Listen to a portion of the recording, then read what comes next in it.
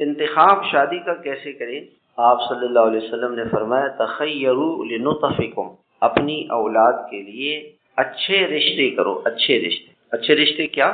فرمایا کہ جن کے ممن ترضون خلقہ ودین، اخلاق اچھے ہوں اور دینداری ہو، بس یہ رشتے کی بنیاد۔ حضرت عمر رضی اللہ تعالی عنہ فرماتے ہیں ایک شخص ان کے پاس آیا، اس کا کوئی کیس اور مقدمہ تھا، تو ایک شخص ان کے پاس آیا اور فرمایا کہ فلاں شخص بہت اچھا ہے، نیک ہے۔ حضرت عمر نے فرمایا کہ یہ بتاؤ آپ نے کبھی اس کے ساتھ سفر کیا نہیں؟ کوئی معاملہ کیا ہے؟ کہا نہیں۔ کہا اس کے پڑوسیوں سے پوچھا کہ یہ کیسا ہے؟ کہا نہیں۔ کہا پھر تم کیسے جانتے ہو؟ تم نے مسجد میں دیکھ لیا ہوگا کہ وہ نماز پڑھ رہا ہے، اس سے اس کی نیکی کا نہیں پتہ چلتا۔ آدمی کا پتہ چلتا تو سفر سے، معاملات سے۔ ایک آدمی کہنے لگا میری دکان تھی، میں نے ایک آدمی کو کرائے پہ دے دی اور پورا دیندار شخص ماشاءاللہ، ظاہری وضاقت سب کچھ۔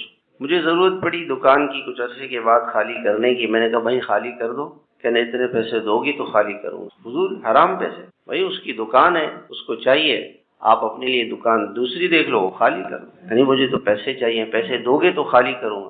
تو حرام منہ کو لگاؤ، جب حرام منہ کو لگ جائے گا تو پھر یہ چاہے دیندار ہو، نمازی ہو، لیکن حرام ایسی چیز ہے کہ وہ انسان کے منہ کو لگ جائے تو وہ نیچ۔ اخلاق کو دیکھے اور اس کی دینداری کو دیکھے، اس کے معاملات کو دیکھے کہ معاملات کیسے، اچھے اخلاق کی بنیاد پر رشتہ کرے۔